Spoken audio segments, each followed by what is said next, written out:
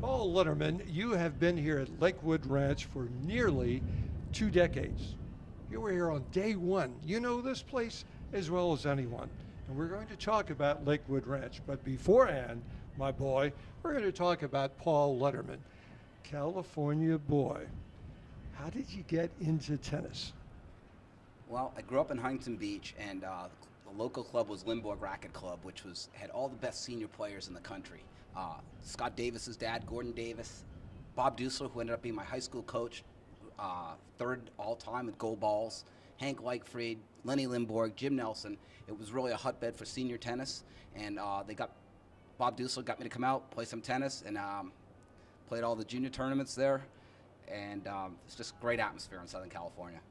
So, Paul, how tough was Southern Cal tennis?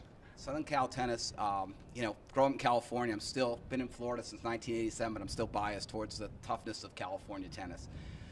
Difference between junior tennis there and here. First of all, most of the junior tournaments, about 256 draws. Wow. Here you're lucky to do 32s, and what would happen is the first weekend, it would always be a 2-weekend tournament, unlike in Florida. You'd play the first the first weekend was something, if you were a pretty good player, you could get through. And then on that next weekend, you'd play that first Saturday would be a Kelly Jones, a Scott Davis, John Letts, Jimmy Pugh, Timmy Posset, Ricky Leach, Paul Chamberlain. A lot of people, if you know one of those names, those are all top 100 players at one point. John Letts, who played for Stanford, was actually still the best player I've ever played against of all time. That includes guys that were top 20 in the world. Letts should have made it. But anyway, a lot of top players. It was a hotbed.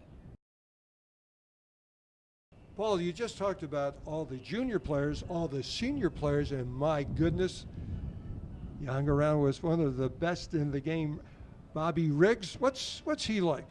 Well, Bobby was a real fierce competitor, one of the greatest ones you've ever seen. I can tell you a story. And Limborg Racket Club is a lot of the places in California, all hard courts. Usually that stadium court is sunken. Everyone wants to play on it because the ball vibrates off the wall, and it's really great.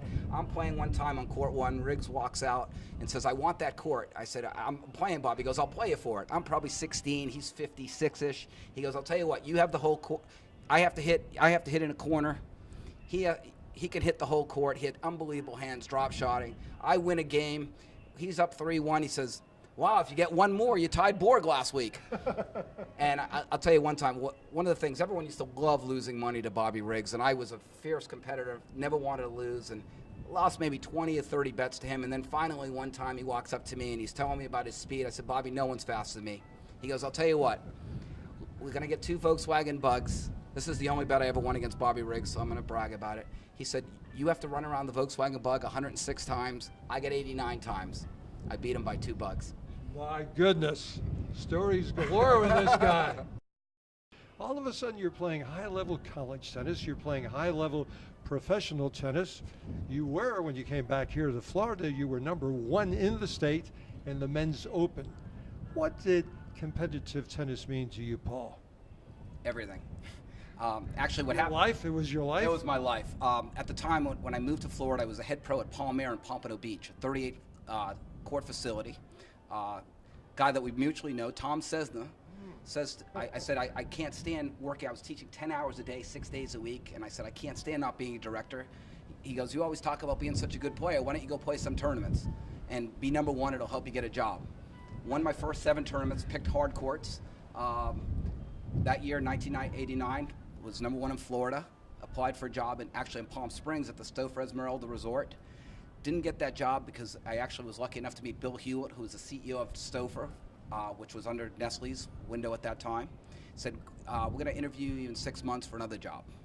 So came back, stayed at Palm Air, and then eventually, well, let me tell you a story about that. Yeah, how'd you end up on the west coast of Florida, Paul? So I got a call back from Bill Hewitt and Jacques Bourgeois, the vice president of Stouffer. They said, "Come out, we want you to interview at the Esmeralda because there's a place in St. Petersburg being built, the Stouffer Vinoy Resort." I said, "Great." I get on the plane in Fort Lauderdale. We stop in Houston. When I You stop, didn't drive that short? Oh, you're No, big time, didn't- Paul, no, big no. time. I had done the drive many a times since I was 17 years old. So on the plane, stop in Houston, pick up a magazine, see at a phone booth, Rod Laver's at the phone booth. Picked up this new magazine I had never seen, walk on the plane, he's about 8 rows behind me, I'm reading the magazine, and there's an article there from Rod Laver saying that Stefan Edberg's U.S. Open match was one of the best matches he ever played. I walk up to Rod, said, "Oh, did you say this?" He goes, "Are you a tennis guy?" I said, "Yeah, I'm a tennis guy." He goes, "Oh, why don't you have a seat?" Sat from Houston to Palm Springs with Rod Laver, told him everything I know about tennis. We get off the plane. Anthony Stewart Moore, the general manager of the hotel, picks us up. Rod Laver has his arm around me, and I told him I was interviewing for the job. Rod Laver walks up to the general manager, Anthony Stewart Moore, and said, "I just want to let you know you got one of the best young talents I've ever seen. This is the guy you want." Oh my goodness, that was the launch of it all. That really didn't hurt. No, not at all. Paul, you are highly respected in the tennis industry as a advisory staff member for Wilson, for Adidas, for K-Swiss. 2 of your facilities were Court of the Year. What does it mean to a club? What did it mean to you, Paul Letterman, to have Court of the Year at your facilities? 2 of them. Yeah, well, my theories in tennis for a club is one, a lot of leagues and having great activities so members can play, and the other is aesthetics. You've got to have great aesthetics. We were at the Vinoy. We tried to have it to win that award, and we did the same thing here when we opened up. We said we want to be the best. We want to have the nicest facility in the area, and we accomplished that in both places when we won the Court of the Year. Let's talk about this cool spot, Lakewood Ranch. Here we are at the Lodge, brand new. What's it like? A little different in atmosphere than the clubhouse, the country club. Yeah, well, last year, SMR, Shredded Manatee Ranch, decided to spend $25 million in amenities. This facility, the Lodge, is a little more casual, so we spent the money and did this facility. So we have 2 country clubs that can't be hard pressed to find another facility in the area to have 2 country clubs. Then we updated to a $6 million improvement at the other country club, improved it, made it really nice, improved the kitchen, food's going to come out quicker, higher end, added 2 tennis courts, and a $4 million renovation of our fitness facility. You know, it's almost impossible to describe this place. There's a special quality in lifestyle, in atmosphere, location, and the people that are here. You've been here nearly 2 decades. Personally, what's it like for you, Paul? It's always been great. You know, home prices here range from $200,000 to well over millions. And the one thing, it's always been a great place to live, but in the last 8 to 10 years, what's happened is with the new shops coming in, the dining, the mall, we've added so much so that a couple in the 20s, if you're in the 90s, is something for everybody. There really is. Like I said, 2 country clubs, great location, with anywhere you want to go, and it made a great opportunity for much more employment for especially those younger people and the retirees, for that matter.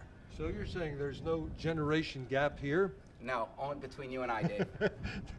The only thing when I think about is gap is the place between the shoulder and the chin on a follow-through for golf or tennis, or maybe some shopping, but I think that you're right. I see a mix of all generations, grandfathers to grandkids out here, and parents in between. Yeah, you see that at our tennis facility. We have juniors out there, 3, 4, 5 years old, and we have players in their late 80s that have been playing here for years, and now they're in their late 80s. They've been here for a long time, so we really have a great mix of real diverse clientele.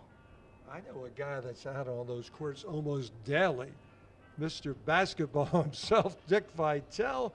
What's it like to have Dick out at the courts? Dick plays 3 or 4 mornings a week. I used to say 5 or 6, Dick. He's playing a little bit less, but he's out there at 8 o'clock in the morning for an hour. And, you know, Dick wants to play singles, mainly with women. He plays mainly singles and women.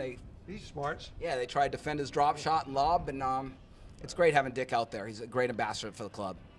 Let's talk about the sporting extravaganza that's out here, from tennis to polo, from swimming to croquet. Yes, we have all that. We had 4 pickleball courts we put in about 18 months ago. You can't see it, but a building behind us, we've added 8 pickleball courts. We also added bocce at the country club. So we really have it all, Dave. Well, you're a little modest, because I know that on a national basis there is a sporting complex, major league, from soccer to baseball, that's available for all residents out here. Yeah, I can't believe how many people that come out to the tennis court that their kids play lacrosse, the kids play soccer. The atmosphere out there at Premier Sports Complex, unbelievable. The amount of kids and traffic there is amazing. Paul, there is tremendous pride in green space, and there's green space galore out here at Lakewood Ranch. Yeah, but I think the key, there is a ton of green space, but what it's nice is it has the combination of the country club atmosphere with your palm trees, manicure, then you have miles and miles of walking trails, and then you have the areas with the oak trees and beautiful landscaping and much of the nature preserve. Paul, let's finish on this on a very high note. Your tennis programs are some of the most comprehensive in the country. What are you and Lakewood Ranch most proud to be offering the community and its club members? Well, we have 85 leagues, which I'd be hard pressed. 85? 85 leagues last year, which I'd be hard pressed, I think, for any club in Florida to meet that or tie it or come close to it. So we're real proud of that. We have 6 full-time pros. We have lessons of all levels and clinics and groups and team practices and after-school programs. We really feel that we're second to none with all that. Great to spend some time with this guy. He brings out the best in all of us. Thanks, Dave. You too. Appreciate it.